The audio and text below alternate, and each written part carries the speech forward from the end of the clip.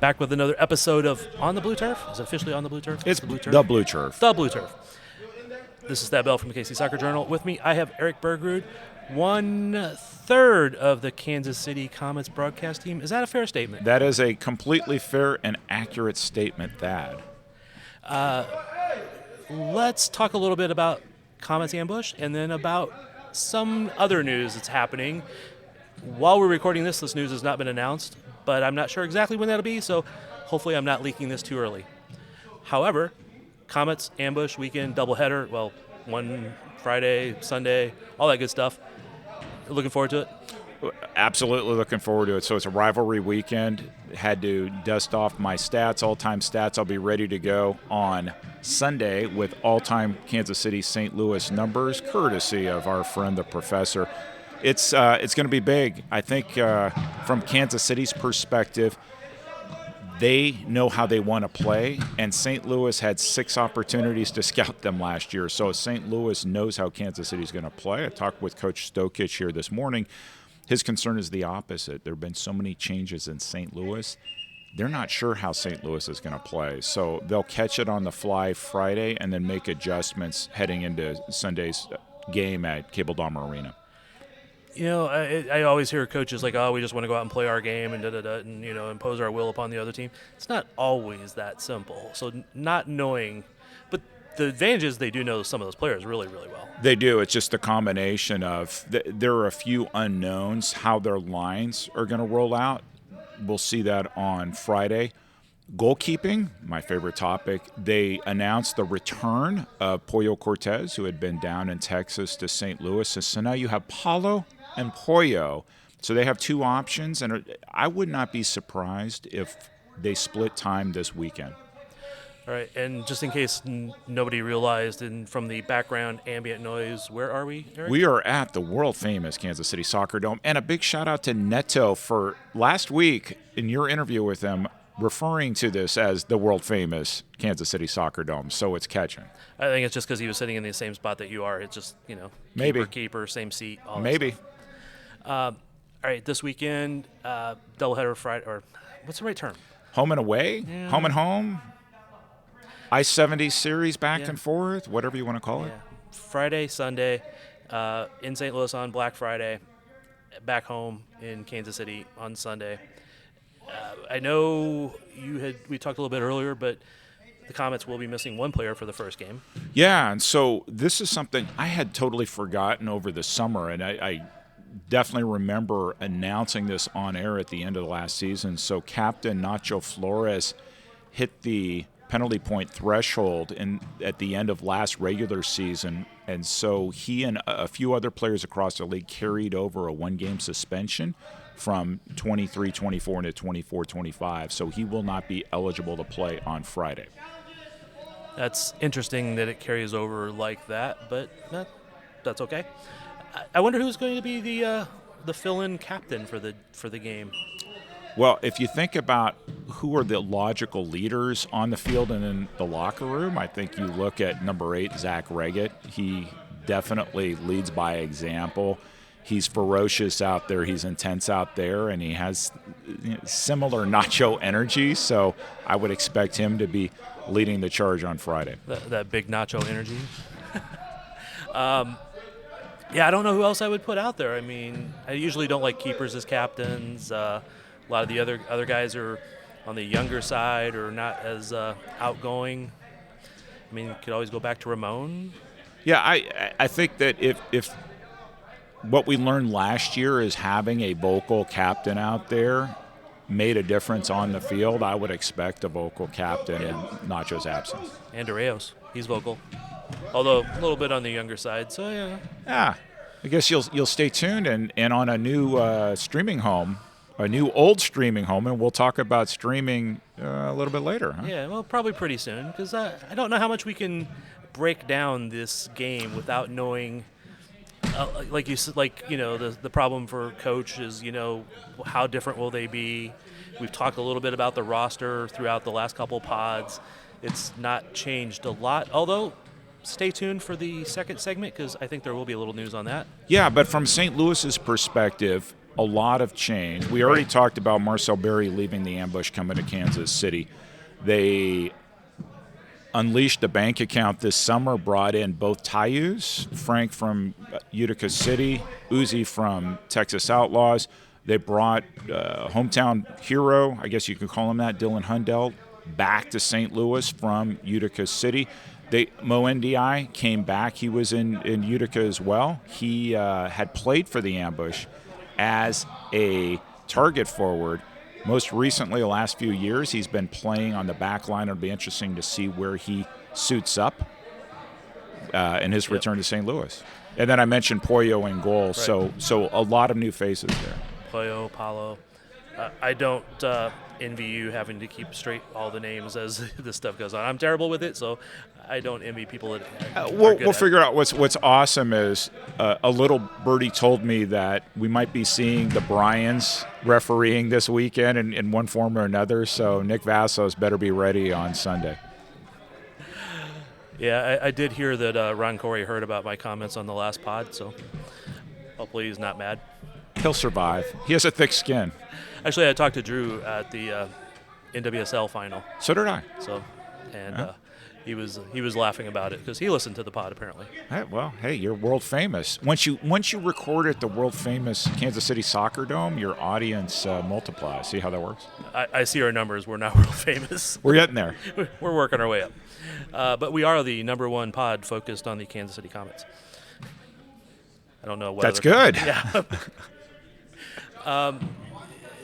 With Nacho out, we don't know who the captain will be. That may not matter. But who do you think is going to get like a lot of Nacho's time? Well, it's going to be interesting to see the pairings on defense. Still not clear with some of the changes. We know Chad Vandergrift's going to be on the back line. We know that Pino is back. Yep.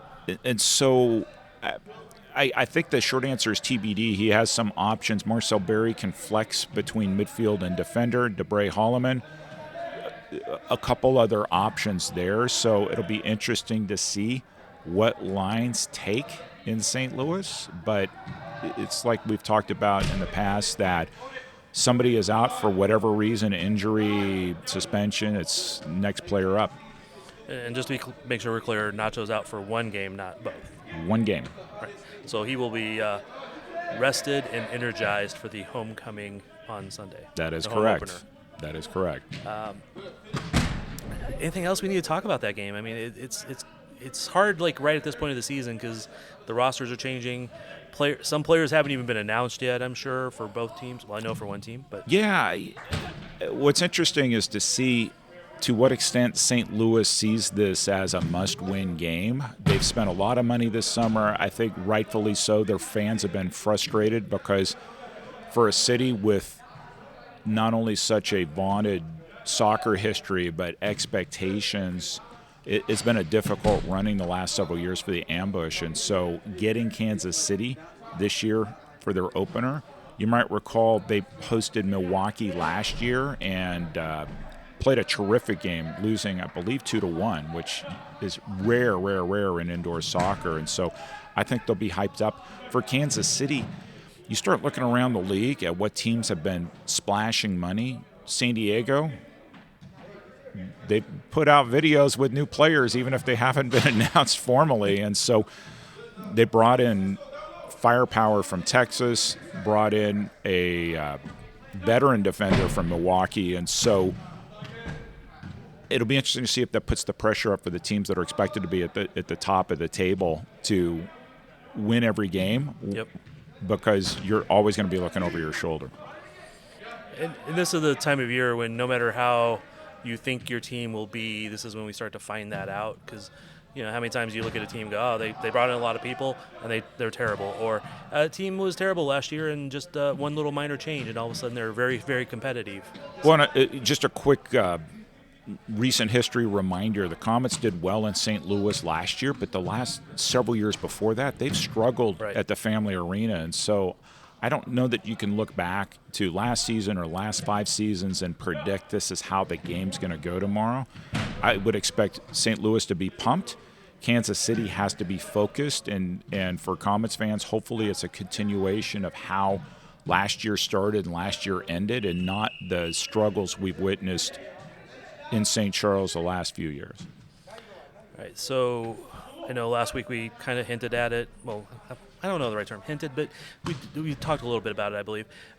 You're adding a new person to the broadcast. Yeah, we are. And so speaking of the St. Louis rivalry, and so we're adding a third member of the broadcast team who has strong connections to soccer in the state of Missouri. She also has radio airtime as the co-host of 101 FM, the Fox's morning show. Her name is Lux. Comets fans might recall that she used to be one of the two PA announcers at the Family Arena in St. Louis. She's also been a PA for St. Louis City 2, MLS Next Pro. She did a current game this year in Kansas City, and she's full-time in Kansas City, so she will be joining us. Nick will be interacting with her a lot on air. One of our blind spots has been what's happening on the field. Sometimes we can't see everything and hear everything, so she'll bring that perspective. And for me, one of the greatest things is I won't have to be running up and down the stairs, leaving the broadcast early to do halftime and postgame interviews. Lux will be handling those. Yeah, so it's going to save you a little time running up and down. You can keep focused on the game at the time. I can absolutely keep focused at the game, and now it's up to Lux to ask Coach Stokish what adjustments are you going to make in the second half. I was going to see if you're going to send that question down to her every week. So. She'll figure it out. She's great. She's a pro, and I think she has some ideas, not only at the games or during the games themselves, but she's very heavily on social media, so she has some thoughts in terms of how to engage fans via social media on game day, but absolutely try to see her connect the dots with her day job on radio and with her side job with the Comets. Yeah, maybe the Comets will get a little more attention from 101. Perhaps. We'll see. But I met her last week at the media day. After we recorded, I met her and talked to her for a while. She was really nice. I really liked her, so I'm looking forward to great things. Interesting fact about Lux, she plays in a Wednesday night league here at the world-famous Kansas City Soccer Dome, so she has some history and experience with the practice facility as well.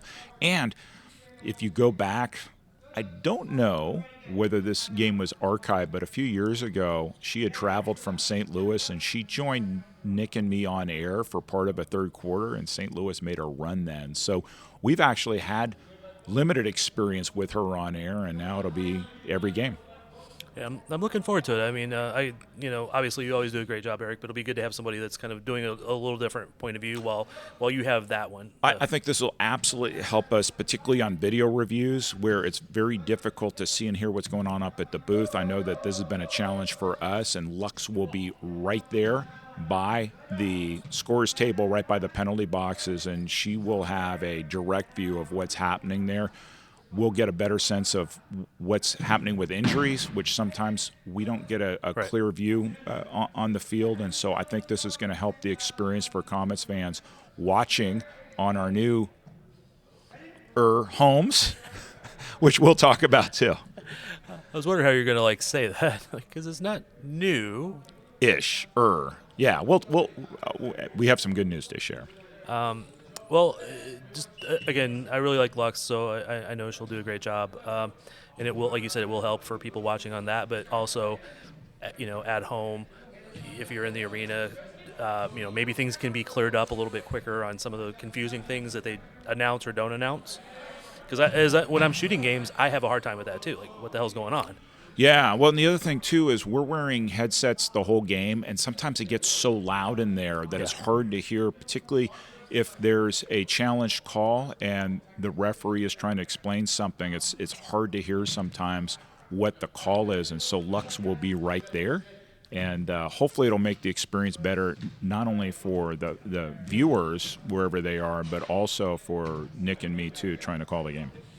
Cool. All right, do you want to just go right into the new announcement that, again, as we record this, it's not out? The part of it's out. Yeah. So let's share with what the MASL shared on Tuesday of this week, which was the league returning to YouTube TV, which know that there were fans who been advocating this for a couple years. It's back. What I don't know yet is whether chat will be enabled or suspended. I can tell you as a broadcaster, there's pros and cons with having chat during the game, particularly if the broadcasters are expected to engage with the fans, and so we'll see how that goes. But there was a caveat in the announcement. It read that YouTube will be the home for many, not all MASL games. So let me walk through what the league is announcing on Wednesday is a return and a deeper package with CBS Sports Golazo Network. You might recall that we did a few games last year, including the playoffs on CBS Sports Golazo.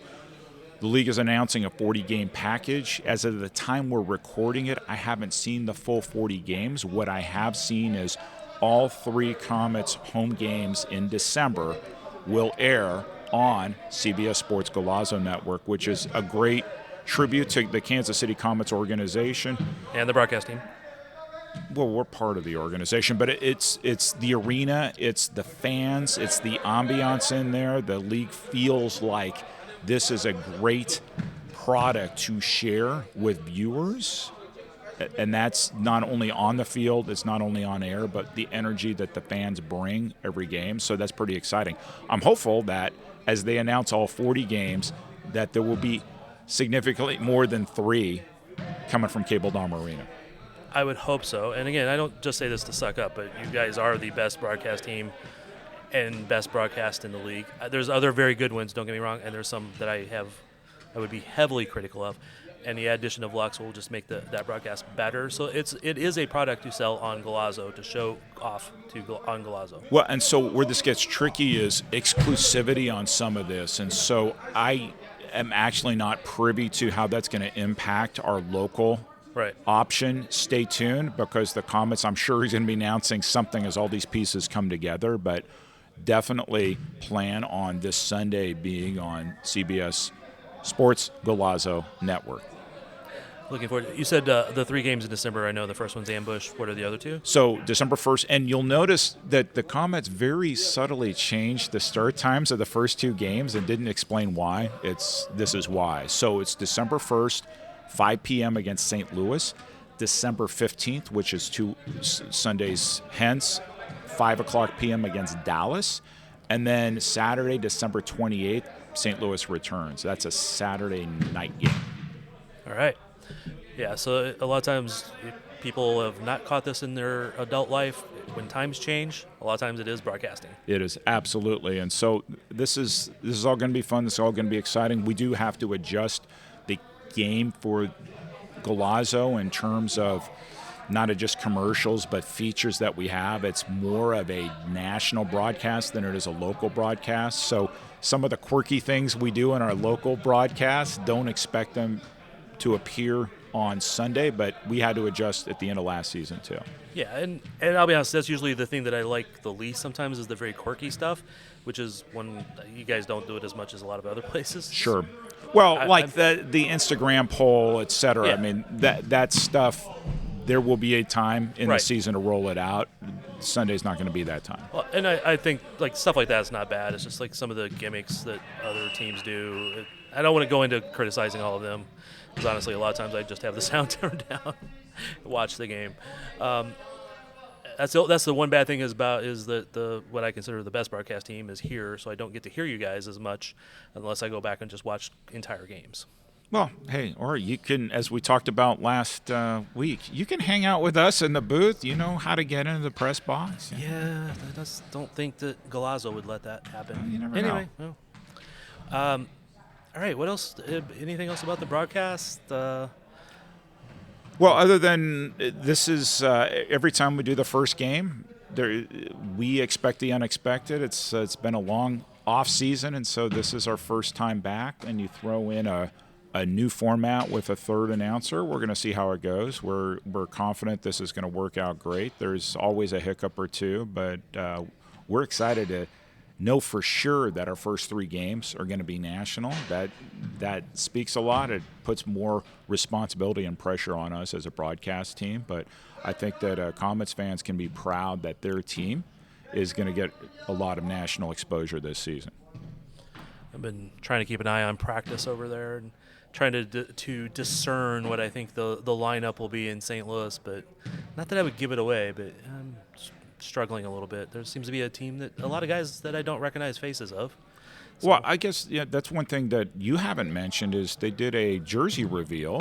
Yes. And if you look closely at both the home and away jerseys, I guess you call them primary and alternate, the Comets logo is embedded in the front of the shirt, which is very cool. Red short sleeves are the primary, white, return back to white short sleeves for the secondary. They had blue secondary last year, but really didn't use it that frequently because relatively few teams have red in the league, and they wound up having to go blue a few times. But this year it's going to be red and white, and we'll see. And they could never wear blue at home. So if they wore red on the road, they couldn't return home and wear blue. Regardless of what the professor and a few other people might prefer, we're Team Red this year, and I think the players were excited to see their new unis. And I will actually join in. I would prefer blue, but I completely understand why it's not blue, because that's got to play hell on TV to have blue on blue turf. So, and right now, I'd rather them not wear blue and we keep the name the blue turf. So there you go. All right. I know I mentioned earlier that they do have another player coming. Yeah, you got the announcement today, and so we've been hearing murmurings about a Chilean player that the team's excited about, and I think you have a name to share. Yeah, and again, I am terrible at pronunciations. I showed this to Erik earlier so he can try to correct me, but Daniel or Danny Malhue, Malhue. Yep. Chilean forward. He's been with Colo Colo, some other teams. Doesn't have a lot of stats since 1921 or 2021 rather, but I will dig further into him. I just haven't had a chance to do it too far, but I would expect that announcement in the next couple days, and we will see how he turns out. Well, and if you're wanting to make the traveling squad, the competition is getting more intense, and so I think you bring in somebody with international experience. Everybody's going to be looking around. Who all's battling for the seats on the van or the bus as they head to St. Louis, and I'm curious to see that too. Yeah, I've not gotten clarification if he's got visas and all that stuff worked out. I would just hope at this point, I would hope they don't even announce players that they don't have that stuff worked out. So hopefully that is. So we'll get more info as they do get it announced. But he sounds like a very interesting player. I've heard good things about him. But I always reserve judgment until I see them at least in practice and then doing something else.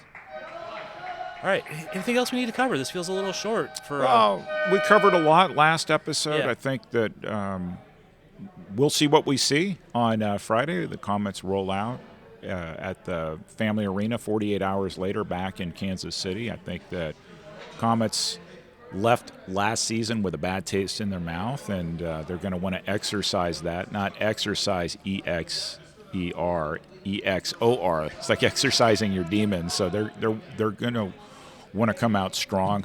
Look for the transition game. We'll see how well what they've been practicing plays out in the games, and we'll see some familiar faces back on the field this Sunday. I'm excited to be back at Cable Dahmer Arena, and Nick and I and Lux will be there at minimum 90 minutes early because we got to do some pregame stuff. And knowing me, I'll be there before that, chomping at the bit to get set up.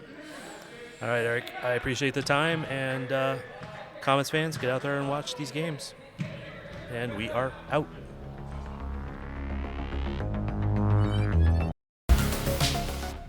Back with another segment of The Blue Turf with me, Brian Budzinski. How are you, sir? I'm good, Thad. Thanks for having me. I stumbled over your name because I never use the whole name. It's Brian or Bud to me. Sorry. No, you're good. You're good. It's many years of people mispronouncing and misspelling that last name. Well, I always make fun of myself because I always mispronounce names really badly. Like earlier in the earlier segment, there was a new player that I still don't know if I said it right, but Daniel Malhue. Yep, you pronounced it correct. Man, I got lucky. A new Chilean player that has joined the team and will probably integrate. I don't know how long he's been here, but is integrating into the team, so we should see him in sometime soon. Yeah, Danny's a he's a midfielder. He's played in a pretty high level down in Chile. Played in the second division down there. Played in the first division. Some of the most prestigious. Colo Colo is like one of the most.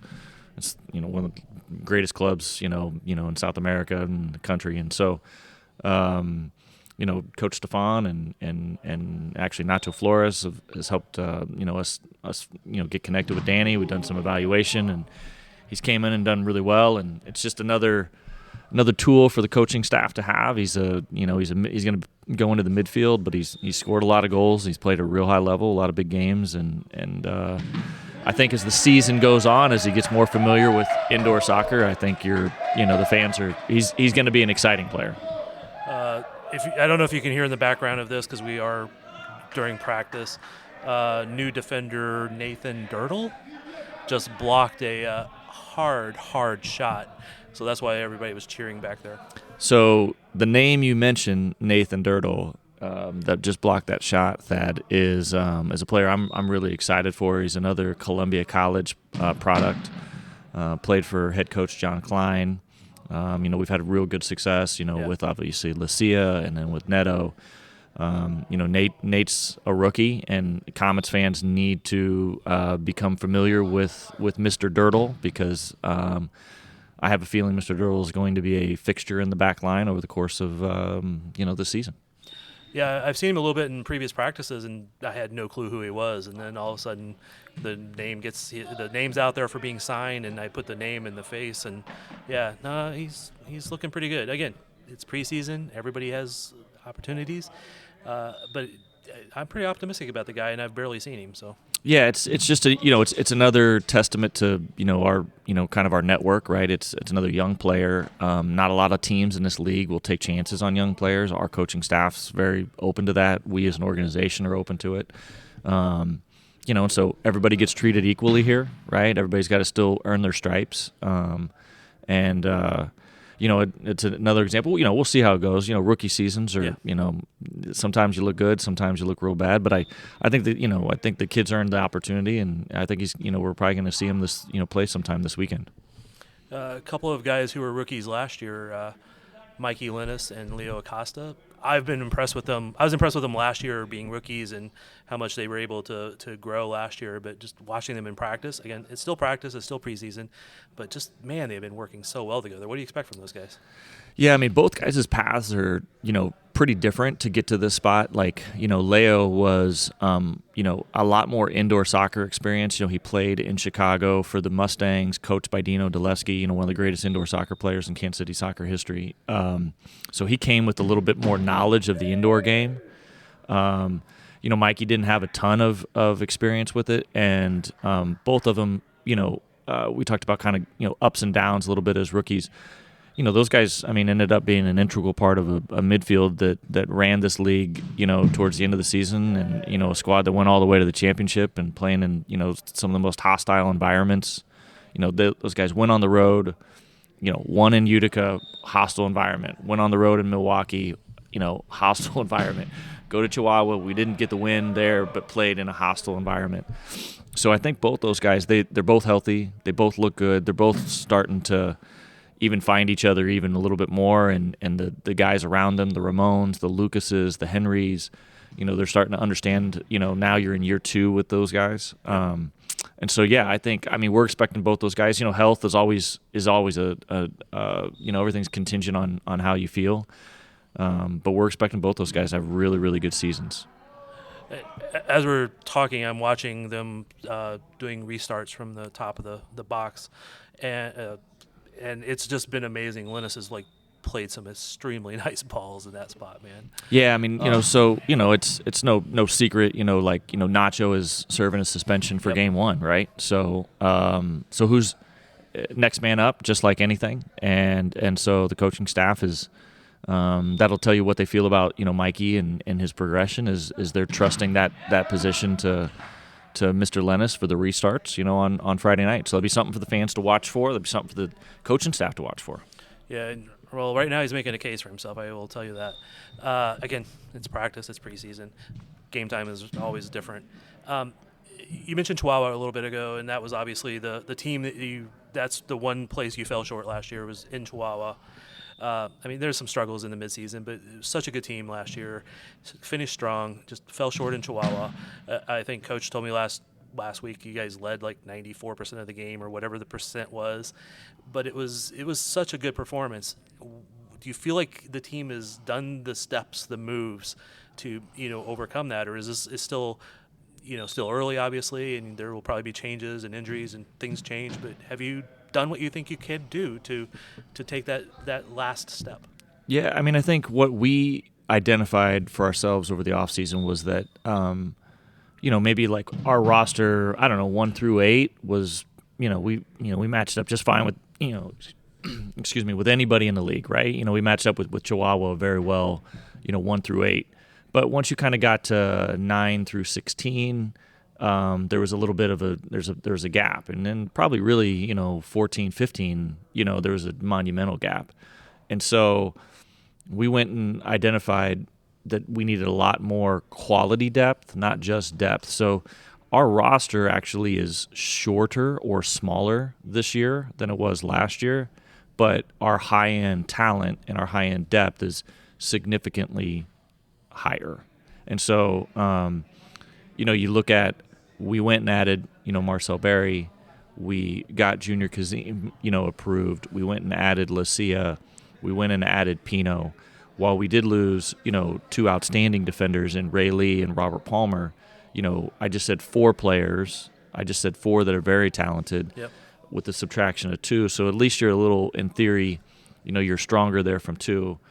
The other part is, is the progression of guys like you mentioned, Lennis, Acosta, even a Zach being in a full second year with our system, Rian, where he's at in his progression of his game, Lucas Sosa, where he's at in his progression of what I would say changing of a coaching staff and a coaching mentality, or I'm sorry, a player mentality that Lucas has had to have.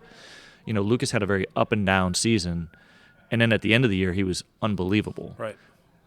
So I'm personally interested. I like Lucas a lot as a player, but I'm interested to see what he looks like with now a second year under Coach Stefan, right? What does Ramon look like now in their second year under Coach Stefan? And so I think that we went to try to address those concerns. Once the ball rolls out, everybody tries, right? St. Louis got infinitely better. Empire got infinitely better. San Diego got infinitely better. Milwaukee got better, right? Across the board, everybody that we play got better too. And that's, again, a testament to the entire league improving, right? You just mentioned all those teams. I would say most every team has went out and tried to make efforts to be better. Maybe not all of them, but most of them. The league has taken, to me, I've been watching this team very closely since this Comets version of the Comets came back, right? I mean, I watched before as a fan, but I've been kind of close to this team over this year and the various iterations of how the league and the league's joining and all this other stuff. But it just seems like there's a level of professionalism across the league, across the teams, all of this. I mean, you guys are taking leaps and bounds every year, it feels like. New coaches and different things. Just how do you feel like the entire league is doing? And I know there's like kind of a big announcement that's being announced shortly. Just how do you feel like that entire thing is going right now? Yeah, I mean, I think, like anything, we're year 4 with our leadership, with Shep Messing, Commissioner Tozer, JP Delacamera. They've expanded their internal staffs, right? So, we've hired more people to handle marketing, production, which is what you're kind of alluding to as well. The combine's been fantastic. We've got our first, the first team.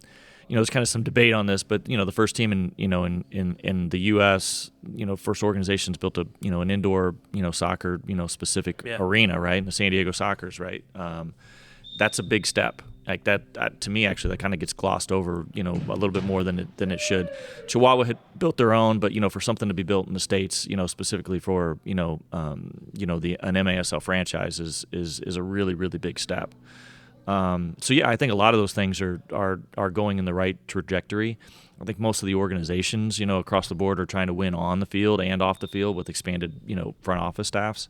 So that's the part that gets me excited, is seeing everybody try to, not just knock off teams on the field, but really, try to, be proud and have full stadiums, kind of like what we pride ourselves on. Yeah, you guys have always been the top of the league in attendance. It's been amazing. Kansas City Comets fans are great. But going back to what you said about San Diego, that's every soccer league in this country has taken those steps at some point. Columbus Crew built the first MLS soccer specific stadium, and then it's propagated across the league. The USL teams have been starting to build their own soccer specific stadiums. The NWSL, obviously here in town, KC Current, first one for a women's team ever. San Diego now doing that. I don't know that you guys need one right away, but that would be an amazing thing to have another soccer specific stadium in this town. Any plans? No, there's no plans on that. We love Cable Dahmer Arena, to be honest with you. It's the city of Independence they've spent so much money even upgrading that place in areas that didn't need to be upgraded.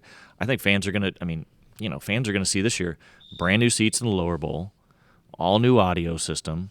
This is after the arena just changed all the ribbon boards, to be over to LED, new parking lot. Every time the Comets score a goal, it lights up blue outside for fans on the highway. It's cool. Everything's upgraded there. I don't even know what they've got left to upgrade, to be honest with you. So we're happy at Cable Dahmer Arena, but it's really because the city of Independence, what all they continue to put into that. And I think your partners there, the Mavericks. I mean, I know they sometimes get more dates just because the way the league is, but you guys work well together. Yeah, I mean, it's for the most part, it's like a. They're the main tenant, we're the second tenant, but the management at the arena does a good job balancing. We want the Mavericks to be successful. The Mavericks want us to be successful. I think both franchises, did very, very well last year, on the field. If I remember, they broke their record for the most consecutive number of wins. They do great on attendance. We do great on attendance. It's all because there's a nice, healthy partnership with the city, with the arena staff, and then with each other, both franchises. Cool. One of the things that we talked about in the first segment with Erik, and like I said, I think it's being announced right about the time we're recording this, a deal with Golazo to show a lot more indoor soccer games, man. Yeah, I'm super excited. JP Dellacamera has been working his tail off on this thing. We got it kind of in place last year, and the league's going to have 40 games. In the regular season are going to be on CBS Sports Golazo as a league. The Comets will have 7 of our home games and 3 of our road games that'll be on CBS Sports Golazo, and so that's a monster growth, for the league and monster exposure. CBS Sports Golazo had such a positive experience from a rating standpoint, fan interaction, engagement, the numbers across the board, how the advertisers received the MASL, that they came back with a very aggressive package to try to work within, our dates. And so I'll even give you even more of a peek behind the curtain is, our game this Sunday is the first game on CBS Sports Golazo. So it's a lot of responsibility for us as an organization. And, right. We'll knock it out. We'll hit a home run. But we moved our game time back 1 hour because CBS Sports Golazo wanted to have a lead-in show, after kind of their Premier League coverage. And so that tells you where they value and what they see from a potential standpoint for the MASL. And so we agreed actually to move our kickoff back an hour so that we can get the national coverage. Cool. They just need to invite me on there now. Kind of kidding. But you guys not only are going to be on Golazo, the league will have mini games on YouTube. Most of the games, I guess, on YouTube. But you also have a local deal with 38 The Spot. You can kind of slip that in there for a brief second. That's a lot of coverage for this team. And, hopefully that's good revenue streams also to help these teams and leagues grow. I mean, how's that partnership with 38? So, we will have, again, almost every single one of our home games will be on 38 The Spot this year, just like it was last year. So, local fans will have that. So you'll have, of the 7 games that are on CBS Sports Golazo, all 7 of those will also be on 38 The Spot. So we're happy about 38 The Spot. We're also, you've got Golazo. You've also got games we're going to have on Sports Radio 810. We're going to have games on ESPN Kansas City Radio as well. There's 2 more things that are being kind of finalized that are, I would consider, more on a national level as well. And I believe those will probably be in place, probably not by this this weekend, but probably next week. And so you're looking at 2 additional streaming partners, and then obviously YouTube we're moving everything over to YouTube TV from a league standpoint. So every game, if it's not on Golazo and it's not on these other two things that are coming out next week, every game will be on YouTube. It'll sit there in perpetuity for everybody to be able to see, watch afterwards and all that kind of stuff. Yeah, that way I don't have to try to record it somewhere. I can just pull it right back up. Correct. Write my recaps. Say, oh, that was not a foul. But yeah, whatever. You can write all you want about Ryan Sigich, missing a call on a handball on something, and yeah. Yeah, I ran into him at one of the NWSL playoff game here, and I went walking by him like, oh, hey. And he looked at me like, who are you? And then we literally passed each other in the hallway like 10 times, probably 6 times. And every time he kind of looks at me a little bit more. I said, so I'll see you over at the arena here in a few days? And he's like, oh, it dawned on him who I was. So.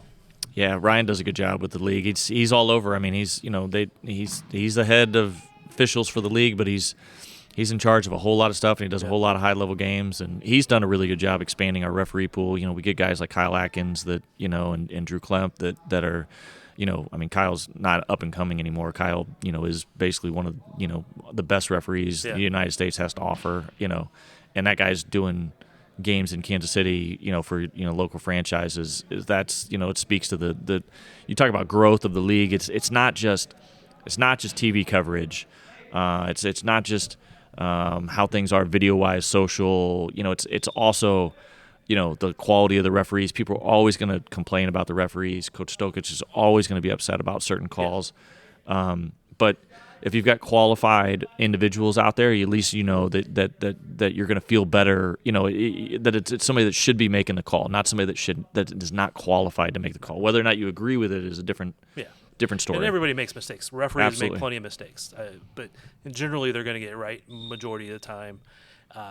We will always argue about certain calls and whether the rules were this or that, but in general they do a really good job. I've found over the years that the more I can calm down and watch a replay, the more the referee was right. Yep. But yeah, that's again, everything you talk about. I mean, I compare sometimes to MLS and to other leagues about how they have to do certain things to just grow the league, and I feel like that's exactly what MASL is in the midst of now, is that growth of finding players, referees, TV, all these different things, and not all of them are going to work out perfectly, but it's just a continued pattern of the league is definitely going in the right trajectory. Yeah, so I'll give you an analogy that I have shared with Shep Messing, Keith Tozer, and JP De La Camera especially, okay? And since you mentioned that you've been around since day one, you're going to understand where I'm coming from here. So I said to them, the way our league needs to be viewed is when Shep, JP, and Keith took over, it needs to be compared to when we launched, and I was a part of the NWSL being launched, okay? And what I said to them is, Vlaco, we had the best team, okay? But we were playing on a high school football stadium. The league went to us and said, you're not ever going to have any games at home on, Ion was the television partner. All the games on TV are going to be at the Portland Thorns. That's all we're going to show.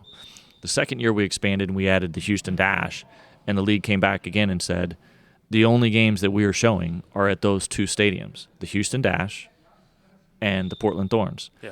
The Kansas City, FC Kansas City at that time was, the best team in the league. We did not have any home games. So what I shared with JP is I said, what you need to do is you need to focus on the teams that have the quality broadcast production, and that's what you need to showcase. So when you look at the Golazo contract that we have right now and the 40 games that are on there, all the games that are home are the same consistent cities and markets that produce quality broadcast, have quality arenas, okay, that is marketable nationally and internationally, which is the same model as what the NWSL did. And we were upset with that as when FC Kansas City we were told that we couldn't get anything, but we also understood it because it was the proper way. Now you look at, and these the NWSL selling franchise, for $35-100 million, dollars, it's a gross, type of path. There's an actual physical path and an avenue to go. And so that's what, I brought up to the league, and they've started to do that. And that's a lot what you see now is being reflected with Golazo. Yeah, that's exactly the case I'm making. Is like, if you're a arena in MASL that you're not getting a national broadcast, you fix something that you're doing, not whine about the fact that you're not getting it right now, because the league doesn't want to show half-assed arenas, half-assed broadcasts, half-assed announcer teams. Not to call anybody out, but step up the level of professionalism, and you will get more of them. Yeah.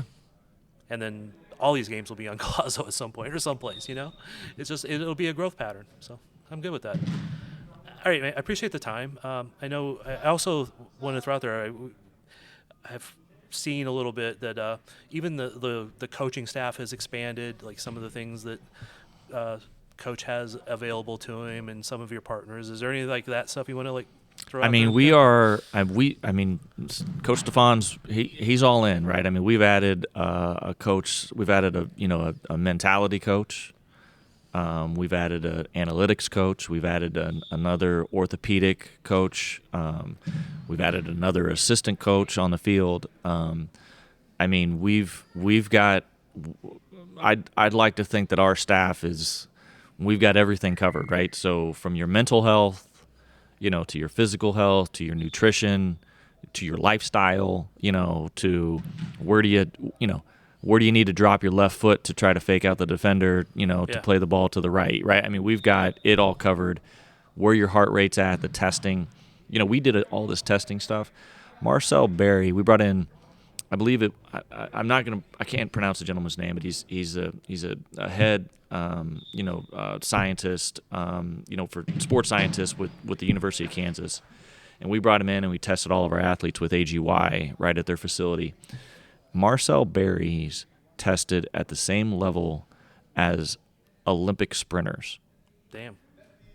He was tested 2 times in a row. Both times he tested at the level of an Olympic sprinter. So now that the coaching staff knows that Marcel Berry, we knew that Marcel Berry was fast, but did we know that Marcel Berry was Olympic speed fast? No, we did not. So now what do we do with that? Yeah. Right? What do you do with that data that you got now? Right? And so I've watched how, and I'll just be specific with Marcel because we're getting ready to play St. Louis this weekend. And Marcel was there for a few years.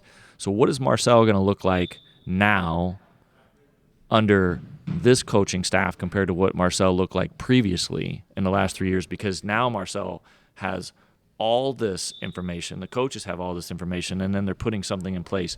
It's very specific for him to succeed individually, but then also within the confines of the team. And so when you expand in all kinds of areas, that's what you're gonna get, and maybe that's something that helps push us forward, to the next level on the field.